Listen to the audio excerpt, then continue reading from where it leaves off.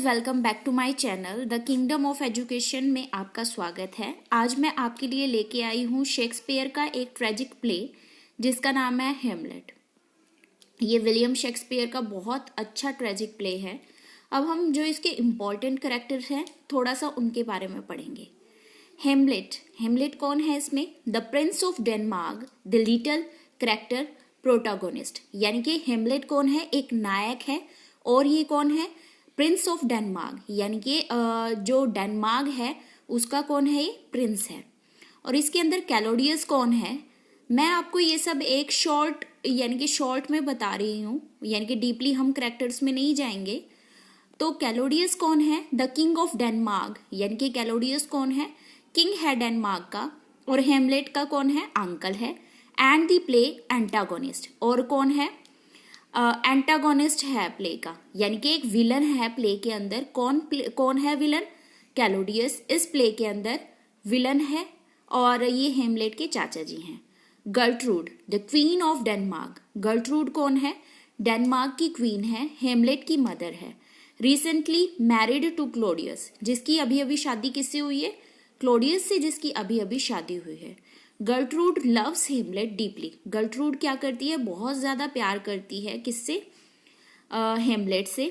But she is shallow weak women. वो क्या है? बहुत ही ज्यादा शैलो वीक वुमेन है। She love Hamlet very much. वो क्या है? वो बहुत ही ज्यादा प्यार करती है। किससे? हेमलेट से। अब अगला जो हमारा कैरेक्टर है वो है पोलोनियस। पोलोनियस कौन है? The Lord Chamberlain of Claudius court and father of Laertes.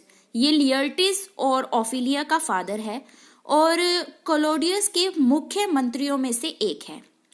होराशियो कौन है? होराशियो हेमलेट क्लोज फ्रेंड। होराशियो कौन है? हेमलेट का बहुत ज्यादा क्लोज फ्रेंड है। Who study with him in university of Wittenberg. जो कहाँ पे जिसने स्टडी की है? कहाँ पर? विटनबर्ग में। और ये बहुत ज्यादा क्लोज फ्रेंड है किसका? हेमलेट का।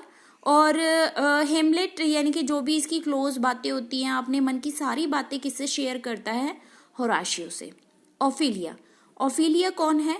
ओफिलिया पोलोनियस की डॉटर है and a young beautiful women. Ophelia एक पोलोनियस की डॉटर है और बहुत सुंदर ब्यूटीफुल लेडी है। Hamlet and Ophelia love each other. Hamlet और ओफिलिया दोनों क्या करते हैं? एक दूसरे से प्यार करते हैं। लियर्टीज, लियर्टीज कौन है? Polonius son and Ophelia's brother. Laertes कौन है? ओफिलिया पोलोनियस का सन है और ओफिलिया का भाई है। Who spend much of the play in France, यानी कि जिसका यानी कि जैसे प्ले चलता है तो ज्यादातर टाइम इसने कहाँ पे स्पेंड किया है? फ्रांस में। 14 ब्रंस, द यंग प्रिंस। 14 ब्रंस कौन है? यंग प्रिंस है ऑफ द नॉर्वे। कहाँ का यंग प्रिंस है? नॉर्वे का यंग प्रिंस है। Whose father the king was killed by Hamlet's father. यानी कि 14 ब्रंस कौन है? नॉर्वे का यंग प्रिंस है और जिसके फादर को किसने मारा? हेमलेट के जो पिता थे, आई मीन रियल जो उनके पिता थे हेमलेट के, उन्होंने 14 ब्रंस के पिता को मार दिया था, किल किया था एक युद्ध के दौरान। इस प्ले के अंदर द घोस्ट कौन है? द स्पेक्टर ऑफ द हेमलेट, यानी कि जो आत्मा होती है, स्पेक्टर ऑफ द हेमलेट, यानी कि जो हेमलेट के पिता थे उनकी आत्मा। रिसेंटली डिक्रीज फादर, जो अभी अभी यानी कि नहीं रहे थे। The ghost who claims murdered by Claudius, वो भूत जिसको किसने मारा था? क्लोडियस ने मारा था और जिसने बोला भी था कि मुझे क्लोडियस ने मारा है। Rosencrantz and Guildenstern. Rosencrantz and Guildenstern, they are 2 friends of Hamlet. ये कौन थे? 2 फ्रेंड्स थे हेमलेट के, जो कहाँ पर साथ में थे? विटनबर्ग में जो साथ में थे। और ये दोनों भी उसके फ्रेंड थे। But Horatio is his best friend. Osric, the foolish courtier. Osric कौन था? फुलिश कॉर्टियर था। Hamlet to his duel with Laertes, जो क्या था? यानी कि उकसाता था, उकसाया जिसने लियर्टीज को, यानी कि जब उनका हेमलेट की और लियर्टीज की लड़ाई हुई after his after Polonius and his sisters death, यानी कि जब पोलोनियस की डेथ होगी और ओफिलिया की डेथ हो गई तो उसके बाद यानी कि जिसने उकसाया था लियर्टीज को वो कौन था? ऑसरिक था। Voltemand and Cornelius, two courtiers who Claudius sent to Norway, यानी कि ये कौन थे? दो दरबारी थे जिनको क्लोडियस ने कहाँ सेंड किया था? Norway, to pursue the king to prevent 14 ब्रांड्स, यानी कि जिनको किसने? क्लोडियस ने सेंड किया था नॉर्वे में, और उन्होंने जाकर क्या बोला था कि प्रिवेंट करे, यानी कि 14 ब्रांड्स को फॉर यानी कि 14 ब्रांड्स को बोले कि वो हैमलेट पे क्या करे? अटैक करे। आगे कौन है? मार्सिलस एंड बर्नार्डो। मार्सिलस एंड बर्नार्डो कौन है? The officers who firstly see the ghost, यानी कि जिन्होंने फर्स्ट टाइम किसको देखा था? घोस्ट को देखा था। वो कौन थे? मार्सिलस एंड बर्नार्डो थे। और घोस्ट कौन था? हेमलेट के फादर को जिसने फर्स्ट टाइम देखा वो थे मार्सिलस एंड बर्नार्डो। और फ्रांसिस्को कौन था? अ सोल्जर एंड गार्ड्समैन एंड एल्सिनोर, ये एक सोल्जर था और गार्ड्समैन था। कहाँ का? एल्सिनोर का। रेनाल्डो कौन था? पोलोनियस सर्वेंट, पोलोनियस का कौन था? ये सर्वेंट था। Who is sent to France, जो कहाँ पर, जिसको कहाँ पर भेजा गया था? फ्रांस में, by Polonius to checkup on and spy on Laertes. Reynaldo वो बंदा था, वो व्यक्ति था जिसको पोलोनियस ने लियर्टीज पर नजर रखने के लिए भेजा था। पोलोनियस कौन था? लियर्टीज का फादर था, और लियर्टीज उसका पोलोनियस का पुत्र था, और पोलोनियस ने रेनाल्डो को कहाँ पर भेजा था? लियर्टीज पर नजर रखने के लिए फ्रांस भेजा था। चलिए अब हम थोड़ा सा इसकी कहानी को डिस्कस कर लेते हैं। यह कहानी है डेनमार्क के एक राजा की, यानी कि किंग हेमलेट की। किंग हेमलेट की एक वाइफ है गर्ट्रूड, जो एक बहुत ब्यूटीफुल लेडी है, और किंग हेमलेट अपनी बीवी से बहुत ज़्यादा प्यार करते हैं, यानी कि रानी गर्ट्रूड से किंग हेमलेट बहुत ज़्यादा प्यार करते हैं। और उनका एक बेटा होता है जिसका नाम होता है प्रिंस हेमलेट। एक दिन क्या होता है, अचानक से राजा हेमलेट की डेथ हो जाती है, और यह समाचार जो राजा हेमलेट के भाई होते हैं क्लोडियस, वह यह समाचार सारी जनता को सुनाते हैं। वह जनता को बताते हैं कि राजा हेमलेट की डेथ हो चुकी है, और वो ये बताते हैं कि राजा हेमलेट की डेथ किस वजह से हुई? क्योंकि उनको एक सांप ने काट लिया है, जिसकी वजह से उनकी डेथ हो चुकी है। सारी जनता शौक में आ जाती है, सभी बहुत ज़्यादा शौक मनाते हैं, और प्रिंस हेमलेट जो कि उनके बेटे थे वो बहुत ज़्यादा परेशान हो जाते हैं और अकेले रहना शुरू कर देते हैं, और अपने पिता को बहुत ज़्यादा याद करते हैं। जो किंग हेमलेट थे उनकी डेथ के थोड़े दिन ही बाद ही क्लोडियस और गर्ट्रूड दोनों क्या करते हैं? शादी कर लेते हैं आपस में। जब प्रिंस हेमलेट को उनकी मैरिज का पता लगता है, यानी कि प्रिंस हेमलेट को जब उनकी शादी का पता लगता है, तो वो बहुत ज़्यादा दुखी हो जाते हैं और उन्हें किसी षड्यंत्र का आभास होता है।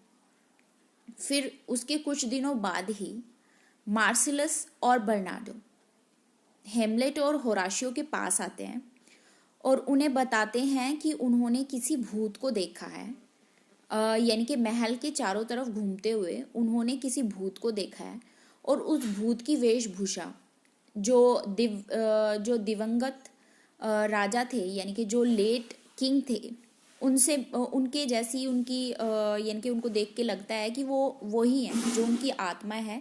उन्हें लगा कि वो वही हैं, लेट किंग हेमलेट है, यानी कि उन्होंने उनकी तरह ही कवच पहनना होता है, और उनकी जो वेशभूषा है वो same as it is late king Hamlet से मिलती है।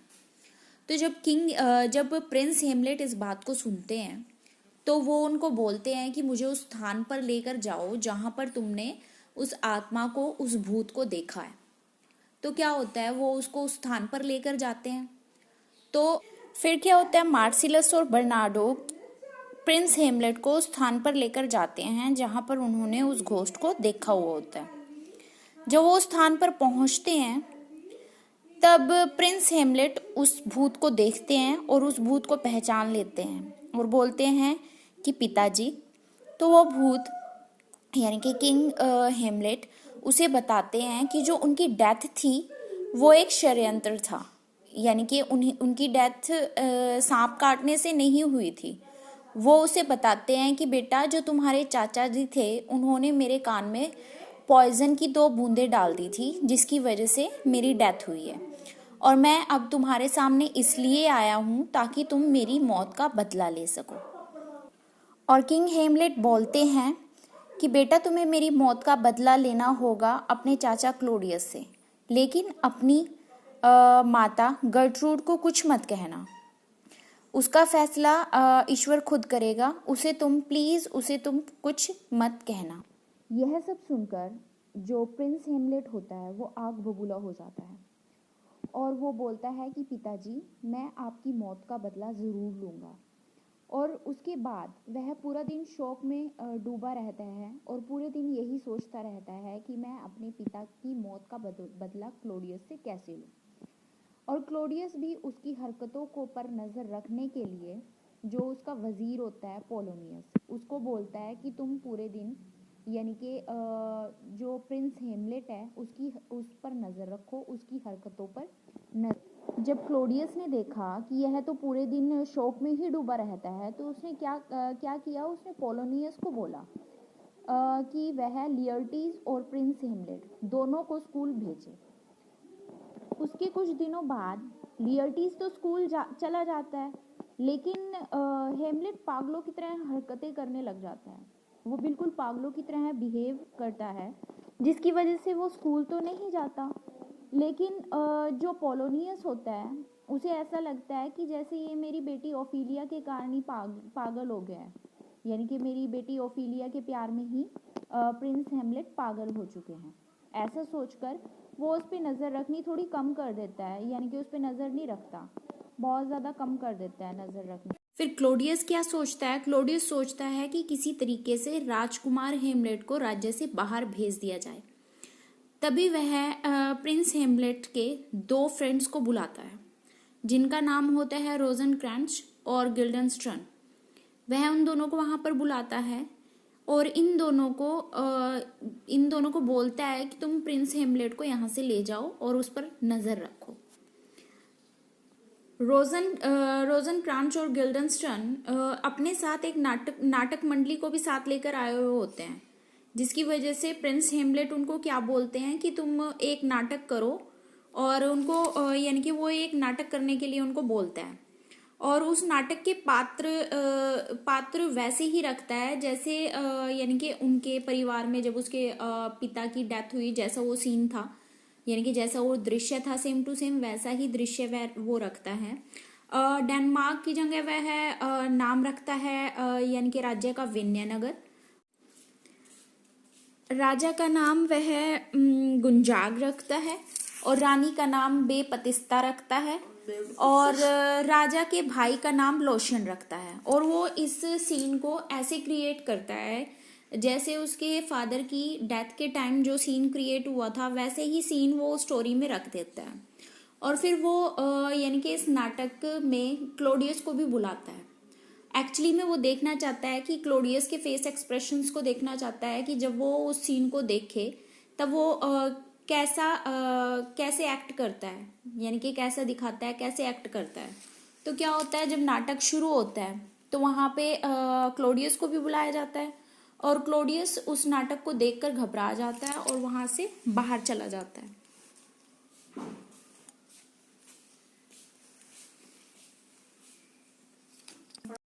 फिर प्रिंस हेमलेट अपने फ्रेंड होराशियो को बोलते हैं, देखा चाचा जी के दिल में चोर है। और ये सब होने के बाद क्लोडियस को शक हुआ कि हेमलेट उसके राज को जानता है और उसने गर्ट्रूड को उससे बात करने को बोला और गर्ट्रूड उसे समझाने लगी। तभी क्या होता है, कर्टेन यानी पर्दे हिलने लग जाता है और हेमलेट को लगता है कि राजा क्लोडियस पर्दे के पीछे छिपे हुए हैं और उनकी सारी बातें सुन रहे हैं।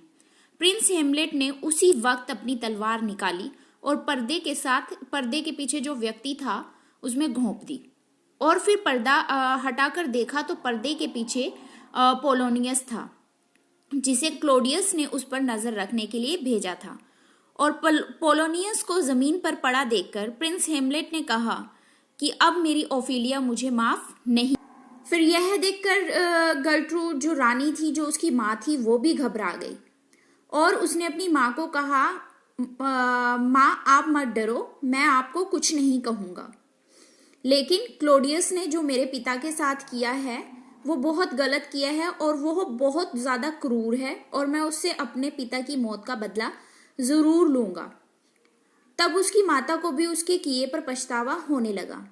जासूसों के माध्यम से क्लोडियस तक यह बात पहुंच गई और तब क्लोडियस ने प्रिंस हेमलेट को विदेश भेजने का इंतजाम किया और यह बहाना बनाया कि पोलोनियस की हत्या करने के कारण जनता में राजकुमार के प्रति बहुत आक्रोश है।